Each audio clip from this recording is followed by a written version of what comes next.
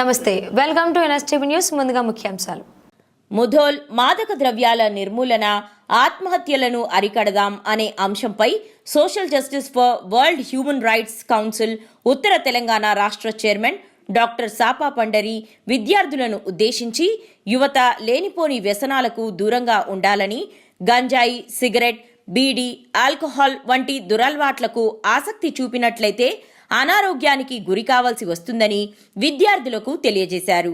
Heart attack, కిడ్నీలు, కాలేయము, ఊపిరితిత్తులు ఇలా అవయవాలు చెడిపోతాయని, కాబట్టి విద్యార్థులు వ్యసనాలకు దూరంగా ఉండాలని తెలియజేశారు.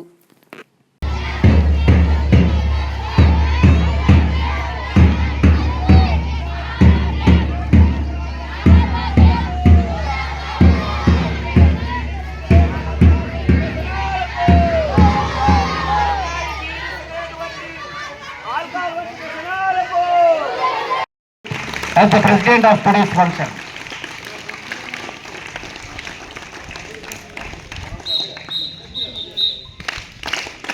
in meanwhile, I would like to invite Gangotri to come onto the dais and present the bouquet to our beloved headmaster. Special inviting Social Justice for World Human Rights Council, North Telangana State Chairman Dr. Sapa Pandari Garu to come onto the dais.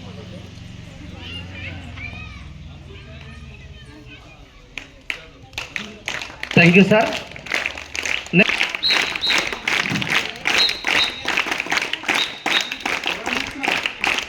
Now I would like to invite Ragini from 9th class to come onto the dais and present the bouquet.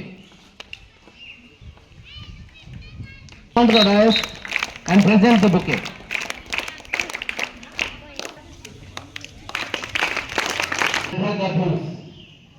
Mainly the youth members are attracting and addicting to the drugs, alcohol and cigarettes and spoiling your life career by physically, mentally and emotionally. So in order to eradicate these activities, the program for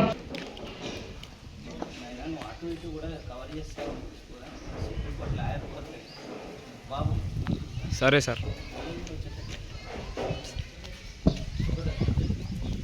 social justice for world human rights council national chairman doctor Kuppula Vijay Kumar గారి ఆదేశానుసారము ఈరోజు జిల్లా high స్కూల్కు విచ్చేయడం జరిగింది. ముఖ్యంగా ఏంటి అమ్మానంటే మాదక ద్రవ్యాలను అరికడదామనేటటువంటి ఆలోచనతో ఇక్కడికి రావడం జరిగింది. మీలో ఒక అవగాహన తీసుకొద్దాము అనేటటువంటి విచారణతో ఇక్కడికి రావడం జరిగింది. పిల్లలు మనము కొన్ని మత్తు పానీయాలకు అలవాటు పడిపోతున్నాం. అంటే సార్ మీకేం తెలుసు అంటే మాకు అన్నీ తెలుస్తున్నాయి, ఎక్కడ ఏ స్కూల్లో ఏ పిల్లలు ఏం చేస్తున్నారు అనేటువంటిది మాకు తెలిస్తేనే మీ స్కూల్ దాకా రావడం జరిగింది. 8th class, 9th class, 10th class పిల్లలు ఇప్పటి నుంచే లేనిపోయినటువంటి వ్యసనాలకు అలవాటు పడుతున్నారు. అంటే సీనియర్స్ యొక్క స్నేహం చేసి వాళ్ళు ఏమన్నా తీసుకురమ్మంటే వాళ్ళకి తీసుకొచ్చి వాళ్ళు ఏదో బీర్ తెమ్మన్నారు. ఒక పెద్ద ఆయన అరే వచ్చేటప్పుడు నువ్వు థమ్స్అప్ తెచ్చుకోరా అని అన్నాడు. ఆ తర్వాత కొద్ది రోజుల తర్వాత నువ్వు థమ్స్అప్ పోయి చిన్న బీర్ అవుతుంది, చిన్నకు ఇవి మీ యొక్క ఆరోగ్యానికి చాలా ప్రమాదకరం. ఎందుకనంటే ఈరోజు ఇంత మంచి చక్కని కలిగినటువంటి ఉపాధ్యాయ బృందము మీకు ఉండడం చాలా నేను గర్విస్తున్నా. ఫస్ట్ ఆఫ్ ఆల్ అయితే మీ యొక్క ఉపాధ్యాయ బృందానికి, ప్రధాన ఉపాధ్యాయులకి ప్రత్యేకంగా నేను ధన్యవాదాలు తెలియజేసుకుంటున్నాను మా ఆర్గనైజేషన్ తరఫున. అయితే పిల్లలు ఇంత మంచి టీచర్స్ను ఉంచుకొని వేల రూపాయల ఫీజులు కట్టి ఎక్కడనో చదువుతున్నారు. అటువంటిది మీ పిల్లలు అంటే మీ యొక్క తల్లిదండ్రులు ఇక్కడ చదివిస్తున్నారు కదా, ఎందుకు ఇక్కడ చదివిస్తున్నారు అని అంటే నాకు తెలిసిపోయింది, అరే టీచర్స్ ఎక్సలెంట్స్ ఉన్నారు కాబట్టి బయట అవసరం లేదు, ఇక్కడే బాగుంది అని చదివిస్తున్నారు. అయితే పిల్లలు వాళ్ళ యొక్క ఆశలు అనేటటువంటి మీ మీద ఎన్నో పెట్టుకొని ఉంటారు. అనివార్య కారణాల వల్ల అప్పట్లో హై స్కూల్ లేకపోవడం వల్లనో, నడిచి ఇంకో ఊరు వెళ్ళలేకపోవడం వల్లనో, లేకపోతే ఆర్థిక పరిస్థితుల వల్లనో, లేదా రవాణా సౌకర్యం లేకపోవడం వల్లనో వాళ్ళు చదువు అనేటువంటిది ఉన్నత చదువులు చదవలేదచ్చు. కానీ మీ మీద ఆశలు పెట్టుకొని వాళ్ళ యొక్క కళలను సాకారం చేసుకున్నారనుకుంటున్నారు. కాబట్టి మీకు ఇంత మంచి ఉపాధ్యాయ బృందం ఉండగా మంచి చదువులు చదువుకొని ఉత్తీర్ణులై ఒక లక్ష్యం అనేటువంటిది ఏర్పాటు చేసుకొని ఆ లక్ష్య సాధన దిశలో ప్రయాణించాలని కోరుకుంటున్నా. మీరు ఏంటి అని అంటే ఇప్పటి నుంచే అనవసరమైనటువంటి గంజాయి కావచ్చు సార్, మాకు తెలియదు సార్, మీకు తెలియదు కాదు, అవేర్నెస్ తీసుకొచ్చినటువంటి ఈ వీరికి బృందానికి మన పాఠశాల తరఫున కృతజ్ఞత అభివందనాలను తెలియజేసుకుంటూ, మరి ఇప్పటి నుంచి అయినా కూడా వాళ్ళు చెప్పినటువంటివి మనం తప్పకుండా పాటించాలి.